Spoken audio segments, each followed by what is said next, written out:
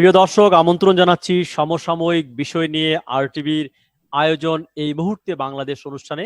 সঙ্গে আছে আমি রুবায়েত ফেরদৌস। আজ আমরা আলোচনা করব জোন ভিত্তিক লকডাউন কতটা কার্যকর। প্রিয় দর্শক, এই বিষয়ে কথা বলবার জন্য আমাদের সঙ্গে যুক্ত হয়েছেন আইইডিসিআর এর প্রধান বৈজ্ঞানিক কর্মকর্তা ডাক্তার এএসএম আলমগীর। ডাক্তার আলমগীর, আপনাকে স্বাগত অনুষ্ঠানে। আমাদের সঙ্গে আছেন এসএমসির chief of program operations Taslim Uddin Khan. আপনাকে স্বাগত জানাচ্ছি। প্রিয় দর্শক, অনুষ্ঠানে মতামত জানাতে কিংবা প্রশ্ন করতে আপনি টেলিভিশনের পর্দায় দেখানো নম্বরে ফোন করুন। আমরা সেই প্রশ্ন উত্তরটি নিয়ে আলোচনা এগোবো। এর বাইরে অনুষ্ঠানটি আমরা বলে রাখি যে ফেসবুক এবং ইউটিউব কিন্তু এটা সরাসরি প্রচারিত হচ্ছে। প্রিয় দর্শক, আপনারা জানেন যে করোনা শনাক্তর বাংলাদেশের প্রথম রোগী শনাক্তের 3 মাস অতিক্রান্ত হয়েছে। আজ 91তম দিনে আমরা দেখেছি রেকর্ড পরিমাণ আক্রান্ত হয়েছে 3171 জন মানুষ, এবং মৃত্যু আজকে রেকর্ড ছুঁয়েছে 45 জন মানুষ আমাদের ছেড়ে চলে গেছেন। দেশে মোট শনাক্ত 71,675 জন এবং মৃত্যু হয়েছে 975 জন মানুষের। এছাড়া আজকের যে খবরগুলো ছিল তার মধ্যে বিএনপির মির্জা ফখরুল বলেছেন যে প্রবৃদ্ধি নয়, দৃষ্টি থাকুক জীবন এবং জীবিকা রক্ষায়। শ্রমিক ছাঁটাই হয়েছে, আজমপুরে অবরোধ হয়েছে, বিক্ষোভ হয়েছে। ভার্সেটাইল গ্রুপের যে কারখানা, 250 জন শ্রমিককে ছাঁটাই করা হয়েছে, তার প্রতিবাদী বিক্ষোভ হয়েছে। গণপরিবহনে 60% ভাড়া বাড়ানোর পরও আরো অতিরিক্ত ভাড়া আদায় করা হচ্ছে। এই প্রেক্ষাপটে আমাদের সেতু মন্ত্রী আওয়ামী লীগের সাধারণ সম্পাদক ওবায়দুল কাদের বলেছেন, গণপরিবহনে বেশি ভাড়া আদায়কারীরা গণশত্রু। ত্রাণে অনিয়ম হয়েছে। আজকেও 2 জন ইউনিয়ন পরিষদের সদস্য, একজন খাগড়াছড়ি, একজন ব্রাহ্মণবাড়িয়া, তাদের 2 জনকে বরখাস্ত করা হয়েছে। এজন নিয়ে সারা দেশে প্রায় 89 জন জনপ্রতিনিধিকে বরখাস্ত করা হলো। সব মিলিয়ে আমরা আলোচনা করব, আপনাদের প্রশ্ন নিব। ডাক্তার আলমগীর, আপনি যদি শুরু করেন, এই যে ইয়েলো, গ্রিন এবং রেড এরকম জোন ভিত্তিক আমরা করছি, এটা কতটা কার্যকর হবে? সারা দেশ যখন আমরা খুলে দিয়েছি, যখন আর লকডাউন থাকছে না, অফিসে শুরু হয়ে গেছে, তখন এই জোন ভিত্তিক কার্যক্রম কতটা সফল হবে বলে আপনি মনে করেন? ডাক্তার আলমগীর। ধন্যবাদ। আসলে সারা পৃথিবীতে তো মহামারী চলছে, বিভিন্ন দেশ বিভিন্ন ভাবে চেষ্টা করছে সেটা। পৃথিবীর কোথাও কোথাও এরকম জোন ভিত্তিক প্রোগ্রাম করে সাকসেসফুল হয়েছে, আবার কোথাও কোথাও সাকসেসফুল হয় নাই। আমরা তো বিভিন্ন ভাবে আসলে সবগুলো প্রচেষ্টা নিয়েই আমরা সংক্রমণ সংখ্যা কমাতে চাচ্ছি। তারই অংশ হিসেবে বাংলাদেশকে আমরা বিভিন্ন ভাগে ভাগ করার চেষ্টা করছি, এবং আমাদের বিশেষজ্ঞ টিম কাজ করছেন। সেটা স্বাস্থ্য মন্ত্রণালয়, স্বাস্থ্য অধিদপ্তর, আইডিসিআর এবং আইসিটি মন্ত্রণালয়, স্বরাষ্ট্র মন্ত্রণালয়, মিউনিসিপ্যাল কর্পোরেশন, লোকাল গভর্নমেন্ট এবং জেলা প্রশাসন এবং বিভাগীয় প্রশাসন, সবার সাথে আমরা কাজ করছি এবং এটা কিভাবে সাকসেসফুল করা যায়, এবং সেটা হয়তো আজকে রাতের ভিতর ফাইনাল হলে কালকে ডিটেলস জানা যাবে। কিন্তু তার আগে আমরা যেটা করছি, আমরা একটা পরীক্ষামূলক ঢাকার রাজারবাগে যেটা করা হচ্ছে। সো এখনকার যেটা আমাদের রাজারবাগ নিয়ে আমাদের যেটা চিন্তা, এবং সেই এসওপিটা আমরা সারা বাংলাদেশে রেপ্লিকেট করতে চাই আসলে। এবং জেলা ভিত্তিকও আমাদের এসওপি তৈরি করা হয়ে গেছে, এবং রেড জোনে কি হবে, ইয়েলো জোনে কি হবে, বা গ্রিন জোন কোনটা হবে, এগুলি নিয়ে আমাদের নিজেদের ভিতর এখনো তর্ক বিতর্ক চলছে। কিন্তু আমরা আজকে রাতের ভিতরে এটা ফাইনাল। এটা কি রাজারবাগ নাকি রাজা বাজার? আসলে আমার মনে হচ্ছে এটা রাজাবাজার। রাজাবাজার, জি। রাজাবাজার, পূর্ব রাজাবাজার, পূর্ব রাজাবাজার। এবং সেখানে পরীক্ষামূলক ভাবেই করা হচ্ছে। এবং এই সারা পৃথিবীতে রেড জোনের যেটা আইডিয়া, সেটা হচ্ছে যে আপনি পুরো এলাকাটা লক থাকবে, যতগুলো বাউন্ডারি আছে। আমরা যেমন পূর্ব রাজাবাজারের 8টায় এন্ট্রি এক্সিট আছে, সেগুলি বন্ধ থাকবে। এই এলাকা থেকে মানুষ বাইরে যাবে না। অত্যাবশ্যকীয় সার্ভিসেস যারা করেন তাদেরকে স্পেশাল পারমিশন দেওয়া হবে। এই ছাড়া কেউ ঘর থেকে বের হবেন না। এবং তাদের এখানে নিম্ন আয়ের মানুষ আছেন, তাদেরকে সরকার বিভিন্ন পর্যায়ে। তো এটা সমন্বয়টা কিভাবে হবে? কারো বাসা হয়তো রেড জোনে পড়ে গেল, অফিস হচ্ছে ইয়েলো জোনে, তখন তার ক্ষেত্রে সমাধানটা কি হবে? এটা আমরা গভীরভাবে চিন্তা ভাবনা করছি। বিশেষ করে সরকারি অফিসের ক্ষেত্রে সেটা কোনো সরকার যখন বলে দিবে লকডাউন, তখন সে বাড়িতেই থাকবে। এখানে সরকারি আমাদের যারা ভাইরা বোনেরা চাকরি করেন, তাদের জন্য একটা সমস্যা তৈরি হতে পারে। তবে সেটার জন্য সরকারি একটা প্রজ্ঞাপন হয়তো আসবে, সব এলাকায় রেড জোনে যদি কাজ করে। এবং যে রেড জোনে যদি অফিস থাকে, অফিসগুলো তো বন্ধ থাকতে হবে। অফিসটা সীমিত আকারে বন্ধ রাখা হবে। এখনো হয়তো একটা বিদ্যুতের অফিস ভিতরে পড়ে গেছে, আপনি সম্পূর্ণ বন্ধ করে দিতে পারবেন না। এবং এটা নিয়ে আসলে এই জন্যই ব্যাপক আকারে একদম লেভেলে প্ল্যানিং করে পৃথিবীর বহু দেশ ভুল করেছে, বহু দেশ সাকসেসফুল হয়েছে, এবং যারা ভুল করেছে একটা যেটা ডাক্তার আলমকে বলা হচ্ছে যে চীন বলি কিংবা কোরিয়া বলি কিংবা ইউরোপের দেশগুলা 3 মাসের মধ্যে তারা কিন্তু মোটামুটি স্বাভাবিক অবস্থার দিকে চলে গেছে এবং তাদের কার্ভটা কিন্তু নিচের দিকে নেমে গেছে। আমাদের কিন্তু 3 মাস পেরোনো যাওয়ার পরও আমাদের কিন্তু প্রতিদিন বাড়ছে আসলে। তো বলা হচ্ছে আমরা আসলে কোয়ালিটি লকডাউন কখনোই করতে পারিনি। একটা ঈদের সময় আমরা ছেড়ে দিয়েছি, কারখানার সময় একবার ছেড়ে দিয়েছি, বিপুল সংখ্যক মানুষ চলে গেছে কোন স্বাস্থ্যবিধি না মেনে, তারা কিন্তু আবার গ্রামে ছড়িয়েছে এবং তারা কিন্তু ঢাকায় এসে আবার কিন্তু সংক্রমণ করছে। তো এই যে কোয়ালিটি লকডাউন করা গেলে কিন্তু আমরা এখন স্বাভাবিকের দিকে যেতে পারতাম যদি ইউরোপ কিংবা চীন কিংবা কোরিয়া আমরা আমাদের 3 মাস পেরোনোর পরও আমরা কিন্তু আরো বাড়ছে এখন। ইতালি যেমন লকডাউনের প্রথম দিকে টোটাল ফেল করেছে, তারা বিদেশি লোকজনকে বলছে তোমরা চলে যাও, কিন্তু লকডাউন। আবার দেখেন ভারতে কিন্তু লকডাউন কোনো সাকসেসফুল কার্যক্রম হয়নি। সো আমাদের মতোই মানুষ দলে দলে বাড়ি চলে, কিংবা নির্মাণের মানুষ ট্রেন কিছু যানবাহন যেভাবে পেয়েছে সেভাবে। আমাদের এই অঞ্চলে যেটা ভিয়েতনাম কিংবা লকডাউন যেভাবে সাকসেসফুল করা যায় কিংবা সিঙ্গাপুরে করা যায়, আমাদের এই অঞ্চলে বিশেষ করে আমাদের যে রাষ্ট্রীয় কাঠামো সেটাতে এটা আসলে খুবই ডিফিকাল্ট একটা ব্যাপার। আপনি চায়নার কথা যখন বলে সবাই উহানের কথা বলে, এই উদাহরণ আমরা সবাই দিতে পছন্দ করি, কিন্তু চায়না তো একটা রেজিমেন্টাল গভর্নমেন্ট। উহানের 1 কোটি লোককে 3 বেলা বাড়িতে খাবার পৌঁছে দেওয়া, বা প্রত্যেকের বাড়িতে একটা করে থার্মোমিটার পৌঁছে দিয়ে প্রত্যেকের টেম্পারেচার যদি মনিটর না করেন তাহলে আপনি খাবার পাবেন না। আপনার মোবাইল ফোনে আপনি ট্র্যাকিং করা হচ্ছে, আপনি বাড়ির বাইরে বের হলে আপনাকে জরিমানা দিতে হচ্ছে, কিংবা একবেলার খাবার পৌঁছে যাচ্ছে না সেটা। বা সরকারি বাসের কথা বলেন, বাস সরকারি, ট্রেন সরকারি, এয়ারপোর্ট শাটডাউন, যখন বলছে শাটডাউন এভরিথিং ইজ শাটডাউন।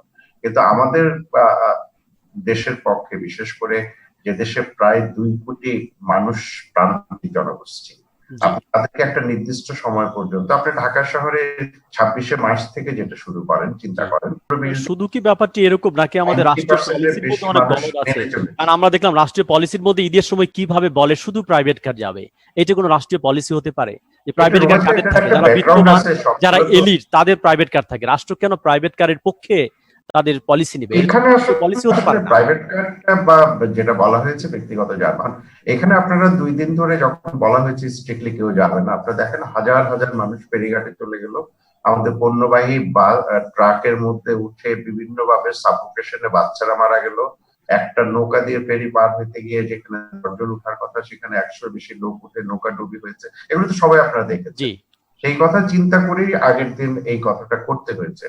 এখন রাষ্ট্র তো শুধু, আমি তো চাই রাষ্ট্র শুধু বিজ্ঞানে চলবে, কিন্তু রাষ্ট্র তো বিজ্ঞানে চলবে না। রাষ্ট্রতে বা সামষ্টিক অর্থনীতি যেমন আছে, মানবিকতা বোধ আছে, বিভিন্ন প্রেশার গ্রুপ আছে, সবকিছু মিলে রাষ্ট্র। জি, ডক্টর আলমগীর অনেক ধন্যবাদ। আমি আসবো তসলিম উদ্দিন খান, আপনি যদি বলেন এই যে জোন ভিত্তিক লকডাউনটা আসলে কিভাবে কতটা কার্যকর হবে? লকডাউন যে কার্যকর করতে পারেনি সেটা কিন্তু আমরা দেখেছি। আসলে এই জোন ভিত্তিকটা আদৌ কার্যকর হবে কিনা মানুষের মধ্যে কিন্তু সীমাহীন সংশয় কাজ করছে।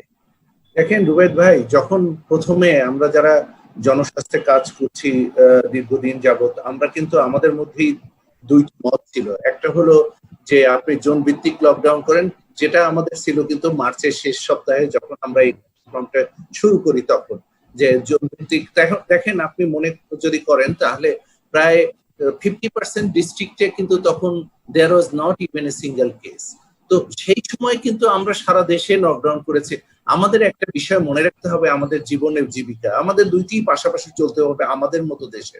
তো সেটা কিন্তু আমরা তখন একটু, আমরা সেই প্রশ্ন আছে যে আমরা একটু আবেগ নির্ভর হয়ে গিয়ে টোটাল দেশকে আমরা লকডাউন করে দিলাম এবং অনেক দিন আছে। কিন্তু আমি মনে করি বর্তমানে যে সরকার যে সিদ্ধান্তটি নিয়েছে অনেক ভালো সিদ্ধান্ত, যে পার্শিয়াল লকডাউন এবং সমস্ত দেশকে ডিফারেন্ট জোনে ডিভাইড করা এবং সেই অনুযায়ী ট্রিটমেন্ট করা। আমি মনে করি এটা একটা ভালো দিক হয়েছে, কিন্তু প্রশ্ন আছে যে লকডাউনটা কতটুকু কার্যকরী ভাবে এফেক্টিভ করতে পারবেন। আপনি একটা জিনিস, যারা আমরা বিসিসি নিয়ে কাজ করি, বিহেভিয়ার চেঞ্জ কমিউনিকেশন নিয়ে কাজ করি, তারা জানি যে নলেজ, তারপরে অ্যাটিটিউড, তারপরে প্র্যাকটিস, এটা কিন্তু একটা দুরূহ কাজ। আপনি বললেই কালকে সবাই মাস্ক পরা শুরু করবে, ঘর থেকে বের হবে না, এরকম আশা করাও দুরাশা। কেন, এটা খুব অল্প সময়ের মধ্যে আমরা এই মেসেজটি দিয়েছি বা এই কার্যক্রম হাতে নিয়েছি। তো সেক্ষেত্রে যে কাজটি করতে হবে যে একটা এলাকা লকডাউন করলে সেখানে আমাদের আইন শৃঙ্খলা রক্ষাকারী বাহিনীকে একটা বিরাট ভূমিকা নিতে হবে, ওখানে যারা কমিউনিটির লিডারশিপে রয়েছেন তাদের যদি ভূমিকা থাকে, আইন শৃঙ্খলা রক্ষাকারী ভূমিকা থাকে।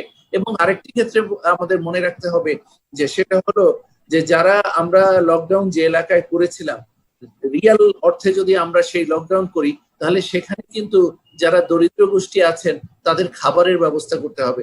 তারা না খেয়ে থাকলে তো তারা বাসা থেকে বের হবেই, তারা জীবিকার তাড়নায় ওই এলাকা ছেড়ে অন্য এলাকায় যাবি, এটা কিন্তু আমরা যতই চেষ্টা করি করতে পারবো না। তো এই সামগ্রিক ভাবে আমাদের দেখতে হবে। সুবিধাটা হলো যে আমরা সারা দেশের জন্য এটা করা যতটা না কঠিন, তার থেকে অনেক সহজ হলো কোনো কোনো এলাকা যেটা আসলেই রেড স্পট সেখানে করা।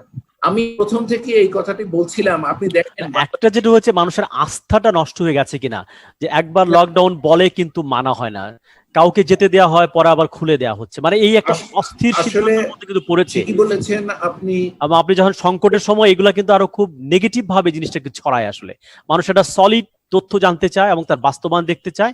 আগেরটা বাস্তবায়িত হচ্ছে, পরেরটা মেনে চলবে। আগেরটা যেহেতু হয়নি, সো পরেরটা তার খুব বেশি গুরুত্ব সহকারে নেবে না। এটা অনেকখানি আমরা নষ্ট করে ফেলেছি। এক্স্যাক্টলি, সেটা যেমন আছে তার সাথে সাথে অন্য একটা বিষয় দেখেন, বাংলাদেশে কোনো একটা প্রচেষ্টার জন্য বাংলাদেশের পুলিশ বাহিনীর এতগুলো পুলিশ সদস্য আত্মত্যাগ করেছে। আমি বিনম্র চিত্রে তাদের কথা স্মরণ করি, আসলেই তারা আত্মত্যাগ করেছে। এবং এইটা কিন্তু স্বাধীনতা যুদ্ধের পরে এতগুলো পুলিশ বাহিনীর সদস্য একসাথে এরকম তারা চলে গেছেন আমাদের ছেড়ে, এরকম কিন্তু নাই। এরপরেও কিন্তু কাজটি হলো না। আমরা যা চাচ্ছিলাম একদম সেই লেভেল পর্যন্ত কিন্তু আমরা যে এই বিষয়গুলোকে সম্মিলিত চিন্তা চেতনা ভাবনা লাগবে। সমাজের যারা চিন্তা করে তাদের যেমন লাগবে, প্রশাসনে যারা আছেন তাদের সাথে সম্পৃক্ত হতে হবে, স্বাস্থ্য বিভাগের সরাসরি ক্লিনিক্যালি যারা আছেন তাদের সম্পৃক্ত হতে হবে, জনস্বাস্থ্যে যারা কাজ করি আমরা তাদেরকে সম্পৃক্ত হতে হবে।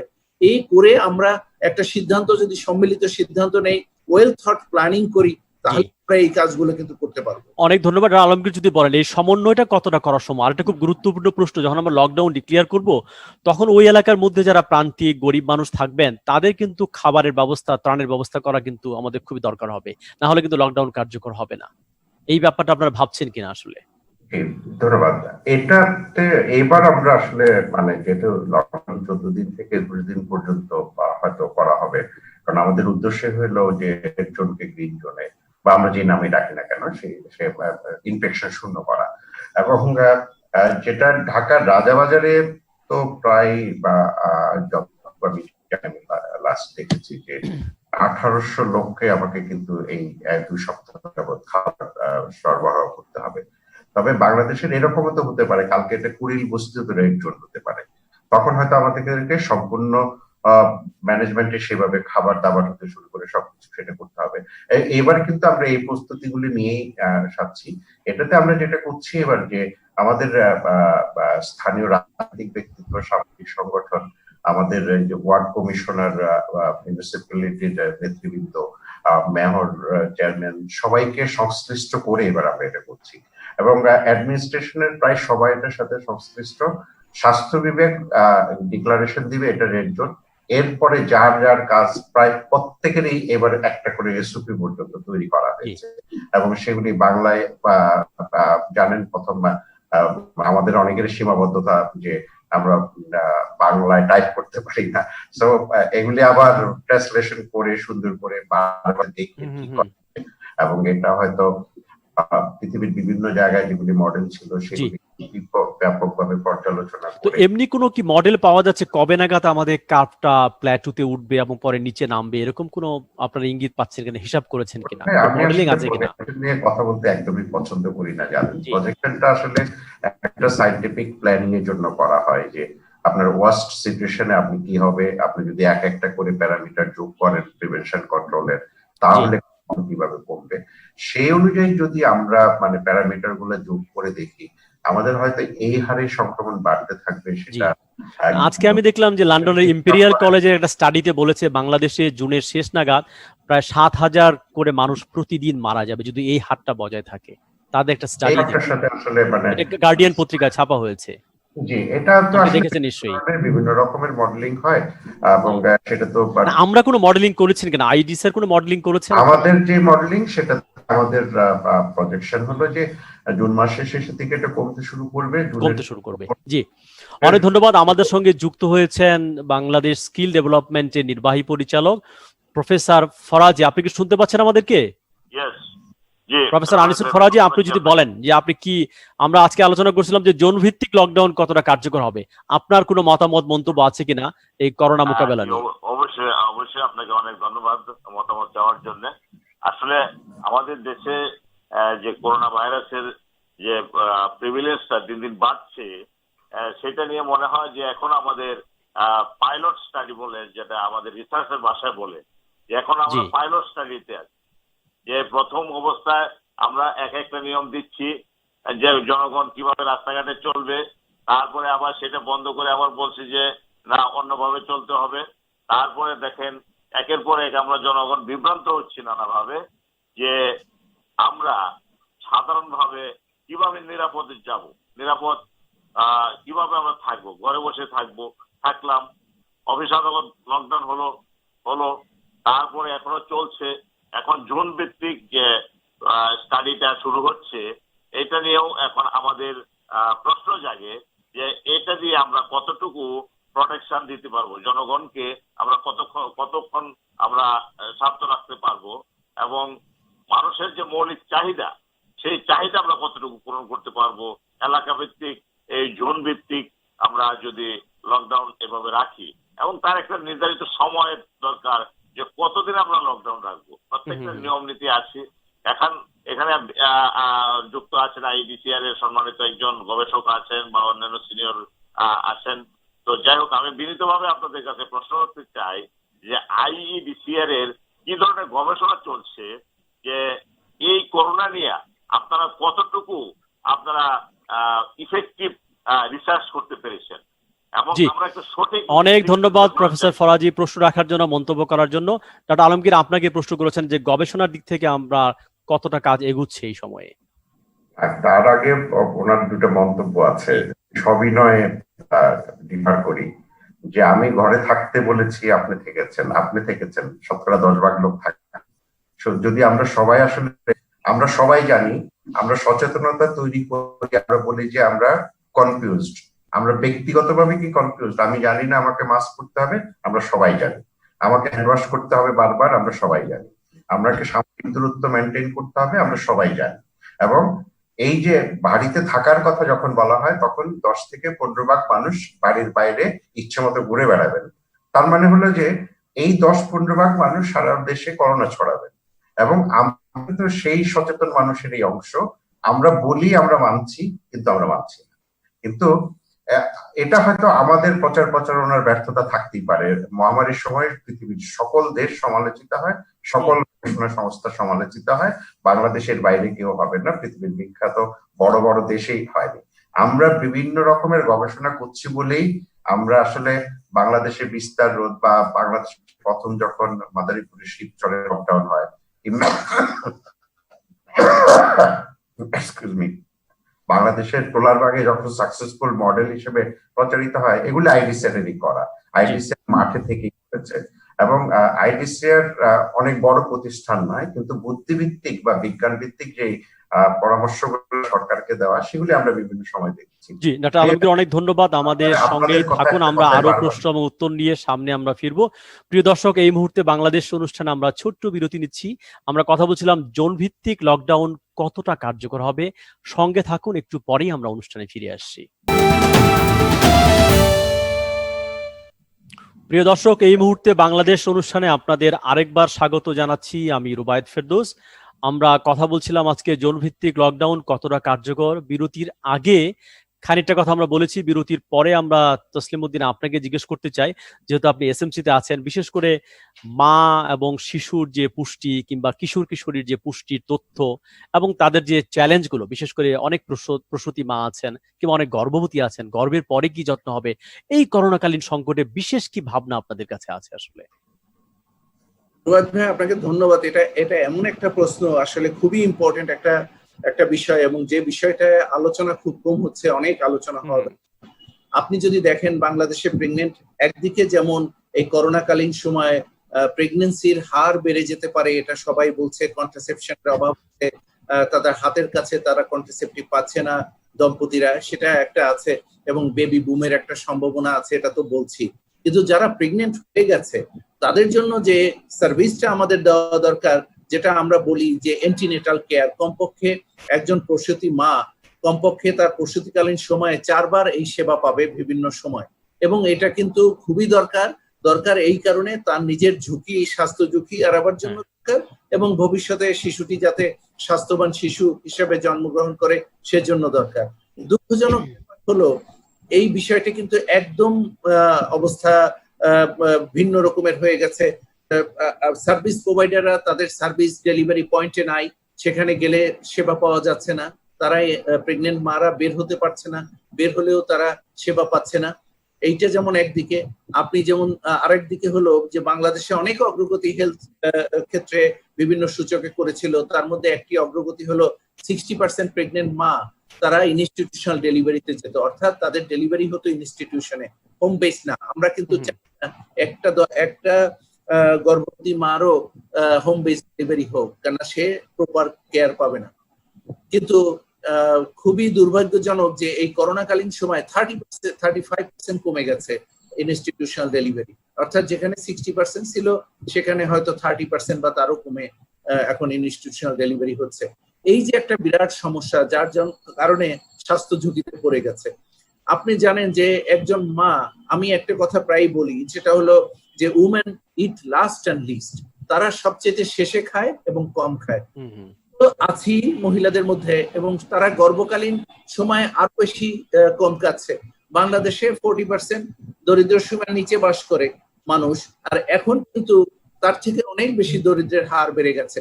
এই যে তারা বেড়ে গেছে, তারা খাদ্য পাচ্ছে না, খাবার পেলেও মা খাবারটা পাচ্ছে না, যার ফলে কি হবে? এমনি কিন্তু বাংলাদেশে যে শিশু জন্মগ্রহণ করে তাদের মধ্যে 100টি শিশুর মধ্যে 26টি শিশু জন্মগ্রহণ করে লো বার্থ নিয়ে, অর্থাৎ 2.5 কেজি কিন্তু একটি শিশুর জন্ম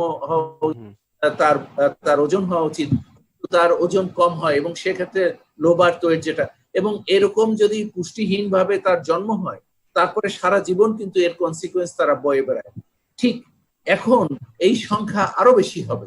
তো এটা একটা অত্যন্ত দুঃখজনক ব্যাপার যে এই ঘটনাটা, যে ঘটনার উপরে হয়তো আমাদের কারো কন্ট্রোল নাই, কিন্তু আমাদের এই সময় তথ্যগুলো কিভাবে দেওয়া যায়, বিশেষ করে গর্ভবতী মা, প্রসূতি মা, শিশু, তারপর হচ্ছে কিশোর কিশোরী, এদের পুষ্টির তথ্যগুলো কিভাবে দেওয়া যেতে পারে? এটা তো বড় চ্যালেঞ্জ আসলে, যেহেতু আপনারা হচ্ছে বিসিসিপি নিয়ে কাজ করেন, যে বিহেভিয়ারাল কমিউনিকেশন কিভাবে করবেন। এটাকে তো বলা হচ্ছে সরকারের তরফ থেকে ছুটিটাও একটা ভুল শব্দ ছিল, কিংবা লকডাউনের ভালো বাংলা করতে পারতাম, সোশ্যাল ডিস্টেন্সের বাংলা সামাজিক দূরত্ব, এটা ঠিক হয়নি, শারীরিক দূরত্ব হতে পারতো, অনেক কিন্তু ভুল শব্দ আমরা অনুবাদ করে ফেলে, যেটা কোনো মানে তৈরি করছে না অন্যদের কাছে। সেই দিক থেকে কোনো পরামর্শ আছে কিনা? বার্তা প্রদান কিভাবে সংবেদনশীল হওয়া উচিত আমাদের? এমন একটা সময় হয়েছে, এত তাড়াতাড়ি করতে হয়েছে, যেখানে সবাই সম্মিলিতভাবে বসে আলোচনা করার সময়, আমি কিন্তু একটা কথা সবসময় বলি, এটা ফায়ার ফাইটিং করেছি, এখন আমরা ফায়ার ফাইটিং করে যাচ্ছি, এটাই আমাদের করতে হবে, কেন এছাড়া তো আমাদের হাতে আর কোনো অস্ত্র ছিল না। কিন্তু তার মধ্যে দেখতে হবে, যেমন টেলিভিশনের একটা বড় ভূমিকা রয়েছে, এই যে এই আলোচনাগুলো কিন্তু যদি প্রেগনেন্ট মারা দেখে, তারা বুঝতে পারে যে তাদের এএনসি সার্ভিসটা কত ইম্পর্টেন্ট, তাদের পরিমিত খাবার খাওয়াটা কত ইম্পর্টেন্ট, তাদের আয়রন ফলিক অ্যাসিড নেওয়াটা রেগুলার বেসিসে কতটা ইম্পর্টেন্ট, তাদের ডেঞ্জার সাইন প্রেগনেন্সি কোনগুলো, সেটা হলে কি হবে। তো এই ব্যাপারে আমি মনে করি যে আরো বিশেষ করে প্রাইভেট চ্যানেলগুলোর একটা বিরাট ভূমিকা আছে, তারা আরো আলোচনা করে। এগুলা কি, এই তথ্যগুলা কি মোবাইলে তারা সেবাগুলো পেতে পারে কিনা? যাদের মোবাইল ফোন আছে, তথ্যগুলা চাইলে কাদের কাছে চাইবে তথ্য, সেগুলা কি পরিষ্কার করা যায় কিনা? এসএমসি আপনাদের আপনি একেবারে যথার্থ বলেছেন। আমাদের নিজস্ব, আজকাল কিন্তু মোটামুটি নিম্নবিত্ত থেকে শুরু করে সবার অন্তত একটা মোবাইল ফোন আছে আসলে। জি, আমার প্রতিষ্ঠান সোশ্যাল মার্কেটিং কোম্পানিরও কিন্তু এরকম একটা অ্যাক্টিভিটিস রয়েছে, যে আমরা প্রেগনেন্ট মাদের এবং গ্রামের কমিউনিটিদের কাছে আমরা পৌঁছে যাই মোবাইল সার্ভিসের মাধ্যমে এবং ইনফরমেশন দিচ্ছি। হয়তো সেটা সারা দেশব্যাপী আমরা করতে পারি না, আমরা আমাদের আরেকটা নেটওয়ার্ক আছে ব্লু স্টার, তাদের মাধ্যমে করছি। শুধু এসএমসি ব্রাক বা একটা দুইটা প্রতিষ্ঠান করলে হবে না, এটা সামগ্রিক ভাবে করতে হবে। আমাদের এবং মোবাইল ফোনে সে যদি ডাক্তারের সঙ্গে কথা বলতে পারে, টেলিমেডিসিন বলছি আমরা, টেলি ডক্টর জি, বলছি, সে ধরনের জি। অ্যাপস যদি বেশি বেশি থাকে, আমার মনে হয় প্রচারটা না দরকার। আর যাতে শুধু আলমগীর আপনি যদি একটু এই ক্ষেত্রে একটু বলেন, জি, আপনি বিশেষ করে মা শিশুদের ব্যাপারে একটু কথা বলছিলাম আমরা। হ্যাঁ, ব্যাপকভাবেই করা হচ্ছে, কিন্তু আমরা ব্যাপকভাবে আসলে আমি এই সুযোগে ধন্যবাদও দিই Bangladesh gynae and of society. হুম, হুম, বাংলাদেশের বিশিষ্ট অবস্টেটিশিয়ান এবং গাইনোকোলজিস্টরা প্রায় প্রথম দিক থেকেই টেলিমেডিসিনের সেবাটা দিচ্ছেন, এবং বিভিন্ন জায়গায় বাংলাদেশের গাইনি অফিসের যে গ্রাজুয়েটরা আছে, পোস্ট গ্রাজুয়েটরা আছে, তাদের একটা নেটওয়ার্ক তারা তৈরি করেছেন। এবং যদি ঢাকায় কোনো প্রফেসরের কাছে ফোন চলে আসে টেলিমেডিসিনের মাধ্যমে, তারা অনেক নাম্বার সেখানে ডিসেমিনেশন করেছেন, এবং সেই নাম্বারের আমাদের ওই অধ্যাপক বা আমাদের জুনিয়র ডাক্তার সে খুঁজে বের করে রোগী যেখানে আছে বা প্রেগনেন্ট মা যেখানে আছে তার আশেপাশে কোন গাইনোকোলজিস্ট আছে, এই কানেকশনটাও তারা করিয়ে দিচ্ছে। এগুলো খুবই চমৎকার কাজ হচ্ছে, অনেকে হয়তো প্রচার পায় না, ব্যাপকভাবে হচ্ছে। আমরা অফিসার সাথে আমার প্রায় কথা হয়, প্রচুর কাজ ওনারা করছেন। ওনারা প্রথম থেকে একটা গাইডলাইন তৈরি করে নিজেদের সোসাইটির মেম্বারদের মাধ্যমে সারা দেশে এই কাজটা করছেন, এবং তারা কিন্তু অ্যান্টিনেটাল কেয়ারের মধ্যে আগে হয়তো রেগুলার যে ভিজিট গুলা ছিল সেই ভিজিট গুলো ইন্টারাপ্ট করে এখন ইমার্জেন্সির সময় কোন ভিজিট গুলা করতে হবে সেগুলি করে ডাক্তার পর্যন্ত ঠিক করে দিচ্ছেন।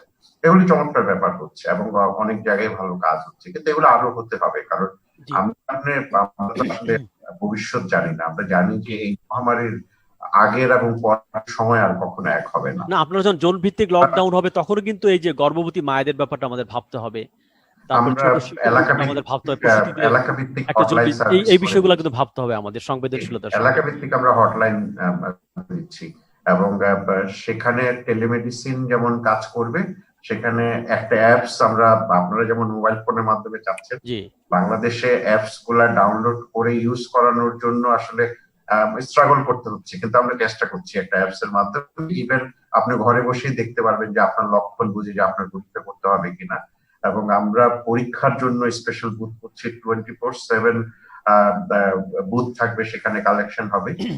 এই এলাকাগুলোতে এলাকা ভিত্তিক ল্যাবরেটরি অ্যাসাইন করে দেওয়া হবে যেন 24 ঘন্টার ভিতর রেজাল্ট দেওয়া যায়। কারণ আমরা ওই এলাকায় সংক্রমণ কমাতে চাচ্ছি, যত দ্রুত ডায়াগনোসিস করা যায়, যত দ্রুত ট্রিটমেন্টের ব্যবস্থা করা যায়, এবং আইসোলেশন হাসপাতাল যদি ওইসব এলাকা না থাকে তাহলে নিয়ারেস্ট হাসপাতালে সেটা সার্জন।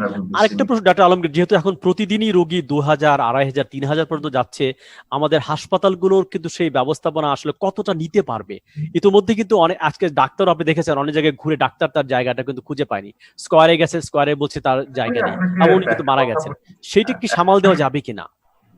এই সামাল দেওয়াটা সকলের জন্য সহজ না, তবে আমাদের সবাই মনে রাখতে হবে, আমরা বিভিন্ন জায়গায় শুনতে পাচ্ছি আমরা সবাই বাসায় অক্সিজেন সিলিন্ডার স্টোর করছি। জি, পালস অক্সিমিটার রাখতে পারেন আপনি, সেটা অক্সিজেন কনসেন্ট্রেশন আপনার লেভেলটা দেখতে পারেন, সেটার উপর অনেক কিছু নির্ভর করে, আপনার চিকিৎসা নির্ভর করে। কিন্তু আমাদের সবাইকে মনে রাখতে হবে গ্লোবালি সারা পৃথিবীতে করোনা ভাইরাসে আক্রান্ত রোগীদের 85% রোগী হোম আইসোলেশনে থেকে ভালো হয়ে যাচ্ছে। সো এটাতে আমি প্রথমে যদি গাবড়ে যাই তাহলে কিন্তু আমার মানসিকভাবে আমাকে প্রস্তুত থাকতে হবে, আমি আক্রান্ত হতেই পারি, কারণ এই ডিজিজ সারা পৃথিবীর 213টা দেশের কোনো দেশ বাদ দেয় নাই, এবং এটা ধনী গরিব বড় লোক ছোট লোক কোনো কিছু হিসাব করছে না। আপনি যে কোনো সময় যে কেউ আমরা আমাদের একটু অসতর্কতার জন্য আক্রান্ত হয়ে যেতে পারি। আক্রান্ত হলেই আমাকে হাসপাতালে গিয়ে অক্সিজেন আইসিইউতে চলে যেতে হবে ব্যাপারটা না, শতকরা 85% লোক ঘরে চিকিৎসা হবে, হোম আইসোলেশন হবে, এবং 15% ভিতর আমরা 15% যদি হসপিটালাইজড করি, এই 15%-এর 3% ক্রিটিক্যাল থাকতে পারে। সারা পৃথিবী হিমশিম খাচ্ছে, আমরাও হিমশিম খাবো এখন, কিন্তু টিকে।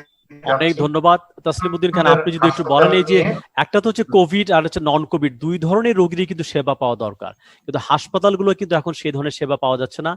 এক একজন রোগী বিভিন্ন হাসপাতালে ঘুরে ঘুরে তার মা কিংবা বাবাকে কেউ ফেলে যাচ্ছে, কারো হচ্ছে ভ্যানের মধ্যে মারা যাচ্ছে। অনেক ডাক্তার দেখলাম যে সে ঢাকার বাইরে থেকে এসে কিন্তু কোনো সিট পাচ্ছে না, সে মারা যাচ্ছে। তো কি হবে আসলে ব্যবস্থাপনা?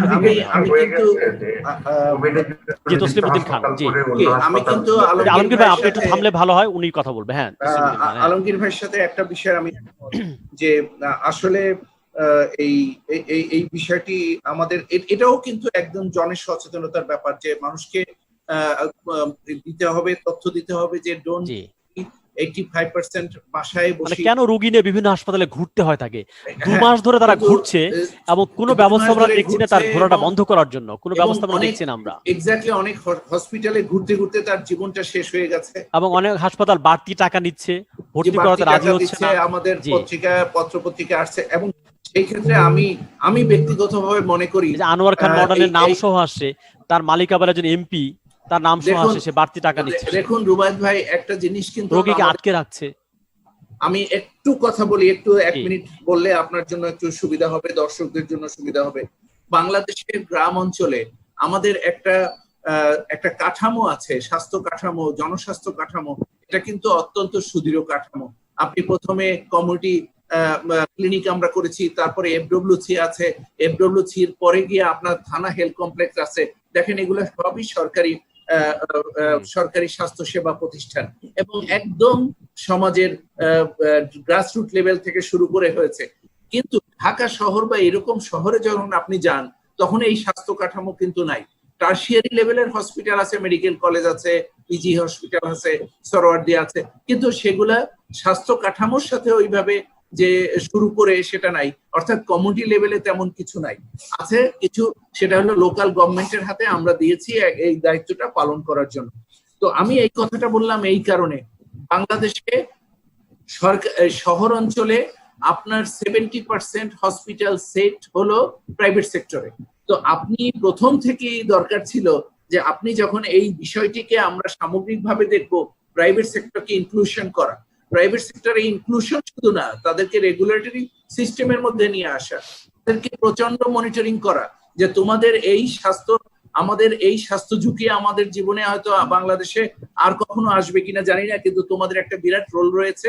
যেহেতু আপনাদের 70% সিট আপনারা আসেন, প্রতিটা হসপিটালে 2টা কোভিড নন কোভিড 2টা প্রভিশন রাখেন, চিকিৎসাটা ব্যবস্থা করেন, অহেতুক যাতে কেউ বেশি টাকা পয়সা না নেয় সেদিকে দৃষ্টি রাখতে হবে, কোয়ালিটি ট্রিটমেন্ট যাতে পায়। এখন আরো বেশি দরকারি, জুন মাস যেটা ডাক্তার আলমগীর বললেন যে জুন মাসের শেষে গিয়ে তো কমবে, তার মানে জুন মাসে হয়তো প্রতিদিনই রোগী কিন্তু এরকম 2000-2500 করে এভাবে হচ্ছে।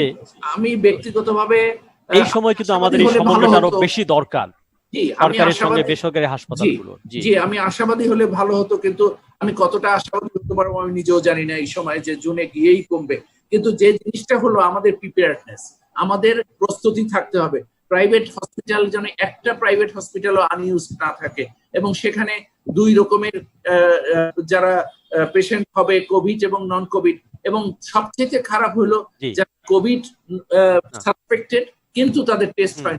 আপনি কোন হসপিটালে তাদের এই সমস্যাগুলো যাতে। অনেক ধন্যবাদ তসলিম উদ্দিন খান এবং ডক্টর আলমগীর আসবার জন্য, কথা বলবার জন্য। প্রিয় দর্শক, আপনাদেরকে ধন্যবাদ অনুষ্ঠান দেখবার জন্য, প্রশ্ন করবার জন্য, যুক্ত থাকবার জন্য। আগামীতে আবারও দেখা হবে। সবাই স্বাস্থ্যবিধি মেনে চলুন, ভালো থাকুন এবং নিরাপদে থাকুন। Thank you.